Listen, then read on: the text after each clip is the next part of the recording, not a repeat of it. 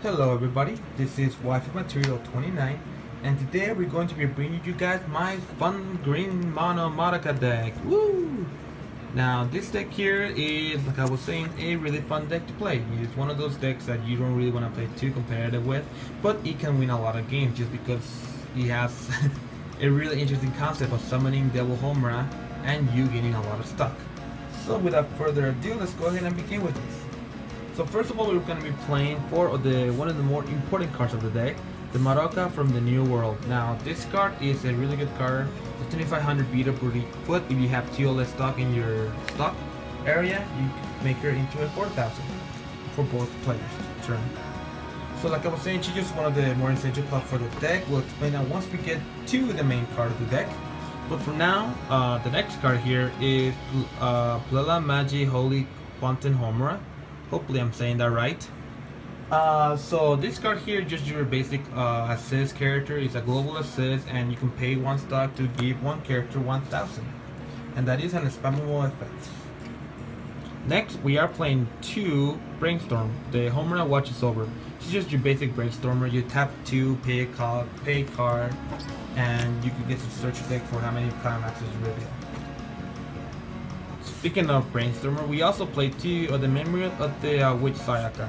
The reason why we played 2 and 2 because, you know, for one you get to search but not mill, but the other one you get to search and mill by just paying 1, and this one is spammable. The reason why we like this one just so we can get our change targets, the Ultimate Madoka, into the winning room. And lastly, we have the Real Memories Homura. Now this card I would like to go a little bit more up, but I'm still play testing it.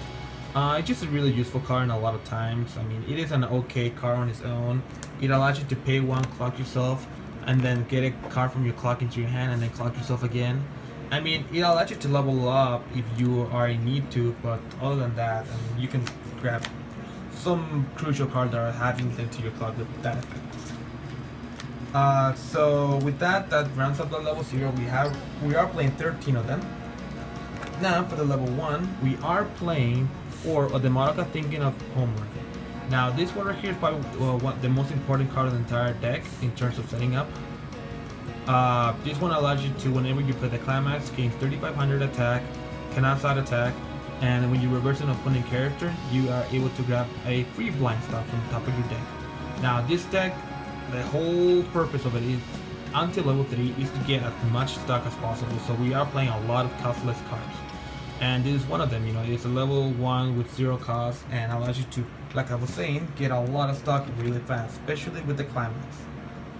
And we are playing 2 of the Homura's Hidden Feelings, which is just another 1/0 costless character. And like I was saying, the main reason we want to play it because it's costless. It does have a downside that if you have 3 or less characters, you cannot play it from the hand. If you have 3 or 2 or less, something like that. And for the last level 1, we are playing 3 of this 1500 backup. Really nothing special to them, they're just backups. So that will do it for the level 1, and we are playing 10 of them.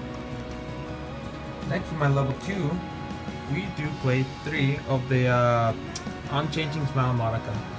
Honestly, I don't really get this combo off all that much because we are playing the Climax combo with this card. I mean, you get to discard a card, tap one of your standing characters, and when these cards attach, you get to search deck for up to 2 magic characters. It's a really good payoff, but I mean, I don't really play it out. I don't really get the effect off all that much. So, but it is a good card to have. Next, we are playing 2 of the Homura refreshers. The Time Regressor Homura. It just, you know, a refresh. When you have 5 or less cards on your deck, when it's played onto the field, you get to shuffle your waiting room with it, and you get your character plus 2000, plus another character. But I mean, we don't really play the character in this deck, so we don't really care for that effect. We just care for the free refresh. And next, we are playing 3 of the Madoka Swaying Feelings. Now this is going to be your level assist as well as your change effect into the Ultimate Madoka, paying 1 at the beginning of the drawing phase. Just a good card all in all, you know, having 3 so we are able to pull off as many Ultimate Madokas on the field before we could get the Devil Homuras. So that does it for that level 2, and we are playing 8 of them. Now for our level 3s, the main reason why we're going to be playing this deck, well, before we get to that, let's get with the Ultimate Madoka. So this is just your level 3, pretty much healer. That's all it does in this deck. She just heals. She has a Climax combo, but we don't use it at all in this deck, and we don't really care for her. She's just here because she is Ultimate Madoka. That's the only reason. Because we want to be focusing mostly on the main card of the deck. The Homura becoming a devil. Now this card here is actually a really solid, scary boss card to have. And in this deck, like I was mentioning, you want to be having a lot of stock so you can utilize the full potential of this card.